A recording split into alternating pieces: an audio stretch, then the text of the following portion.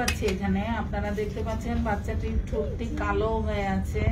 হাতের আঙ্গুলের দিকে যদি দেখেন দেখবেন নখগুলি কালো, নখগুলা ফুলা ফুলা একটু।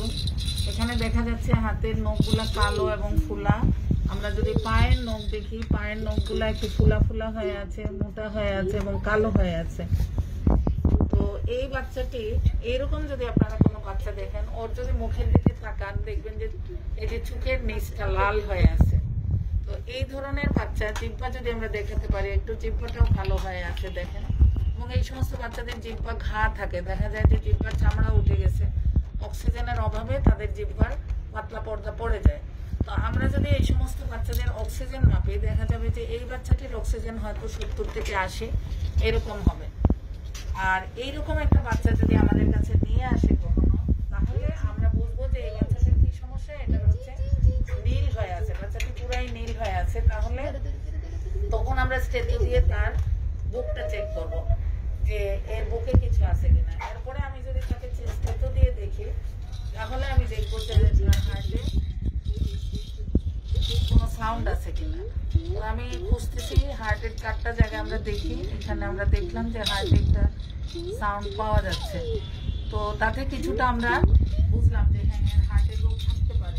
তো এরপরে আমরা এই সমস্ত বাচ্চাদেরকে শিশু ডাক্তারের কাছে নিয়ে যাব। শিশু ডাক্তার তখন শিশু কার্ডিওলজি বিশেষজ্ঞের কাছে রেফার করলে আমরা তখন এক্স-রে, ইসিজি এবং ইকো এই 3টা পরীক্ষা করব।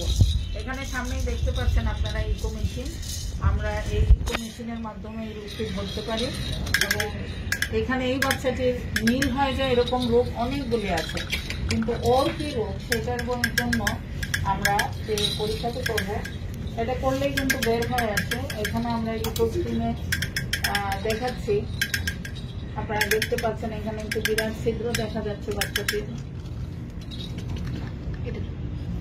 এই ছিদ্রটিকে আমরা মাপবো এবং এখানে এটা মেজার করার পরে আমরা আর কি আছে তার সাথে শুধু ছিদ্র থাকে না, এই সমস্ত নীল হয়ে যাওয়া বাচ্চাদের একটা রোগ থাকে না, দেখা যায় হার্টের মধ্যে 4-5টা সমস্যা। তো আমি এখন দেখতে পাচ্ছি এখানে তার আরেকটি সমস্যা দেখা যাচ্ছে, তার রক্তনালী অনেক চিকন। তো এটাও আমরা মাপবো এবং তার রক্তনালীর সাইজগুলো মেজার করব।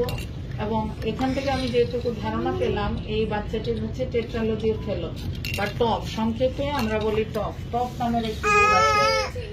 এনজিওগ্রামের ছবিটা থাকলে দাও আমার হাতে। তো এই টপ এটা হচ্ছে টপ রোগীদের কি সমস্যা সেটা এটা থেকে বোঝা যাচ্ছে।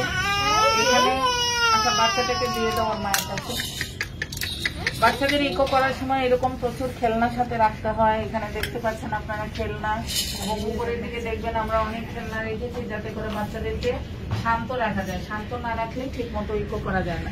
তো এই রোগীটির যেটা আমরা ইকোতে এখন দেখলাম টেট্রালজিও ফেলো, এটা কি রোগ? এটা হচ্ছে এই ছবিটির মধ্যে দেখেন এখানে হার্টের 2টা ঘরের মাঝখানে একটা ছিদ্র আছে এবং এই দিকে যে রক্ত চলাচলের রাস্তা, এটা হচ্ছে দূষিত রক্ত এই 2টি রোগের মাধ্যমে হার্টের মধ্যে প্রবেশ করার পরে এই ঘর থেকে অলিন্দ থেকে নিলয়ে আসে।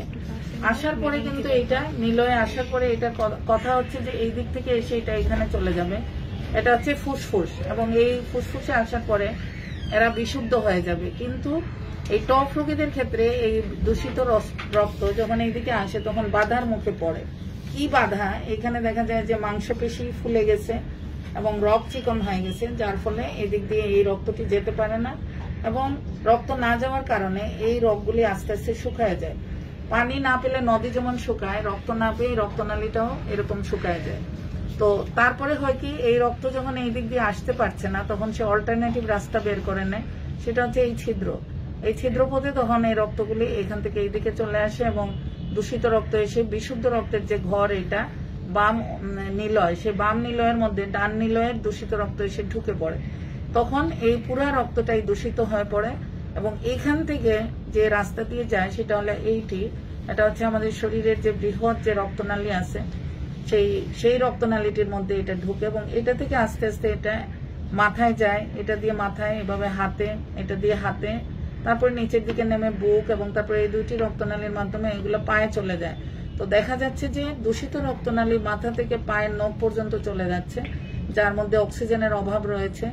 তো এই অক্সিজেনের অভাবের কারণে আমি যে এতক্ষণ আগে বাচ্চাটিকে দেখালাম আপনাদেরকে যে কালো হয়ে গিয়েছে, তার কারণটি হচ্ছে এই দূষিত রক্ত এই দিক দিয়ে যে তার সমস্ত শরীরে প্রবাহিত হচ্ছে, যে কারণে এই বাচ্চাটি কালো হয়ে গেছে। তো এই হলো টফ রোগ, এবং এটাকে আমরা কিভাবে চিকিৎসা করব। প্রাথমিকভাবে ওষুধ দিয়ে আমরা কিছুদিন দেখি, এবং এরপরে 1 থেকে 1.5 বছরের মধ্যে এই ছিদ্রটিকে বন্ধ করে দিতে হবে। এই মাংসপেশি যেটুকু বেড়ে গেছে সেটাকে কেটে ফেলতে হবে। এখানে যে ছোট মুখটি আছে ভালভের, এই ভালভের মুখটিকে সম্প্রসারিত করতে হবে একটা জোড়া দিয়ে, এবং এই রক্তনালীটাকে অনেক সময় জোড়া দিয়ে বড় করে দিতে হয়। তো তাহলেই কিন্তু সবগুলি সমস্যার সমাধান হবে, এবং টফ রোগীরা চিকিৎসা করলে একটি স্বাভাবিক বাচ্চার মতোই একেবারে দীর্ঘ জীবন লাভ করতে পারবে। কিন্তু যদি আমরা অপারেশন না করি, তার চিকিৎসা না করি, তাহলে কিন্তু সে বড় জোর হয়তো 10 বছর, 12 বছর, 15 বছর বেঁচে থাকতে পারে, আর তারপরে সে হয়তো মারা যাবে। কেউ কেউ আরো অনেক আগেই মারা যায়, তাদের অনেক জটিল ধরনের সমস্যা, তারা আরো আগেও মারা যেতে পারে। সুতরাং চিকিৎসার মাধ্যমে সম্পূর্ণ সুস্থ করা যায় এমন একটি রোগ হচ্ছে টেট্রালজি অফ ফ্যালো, সুতরাং বা টফ। সুতরাং আপনারা যখন এই রোগী আপনাদের কারো মধ্যে দেখবেন, আপনারা অবশ্যই চিকিৎসা করাবেন এবং তাকে সম্পূর্ণ সুস্থ করবেন। ধন্যবাদ।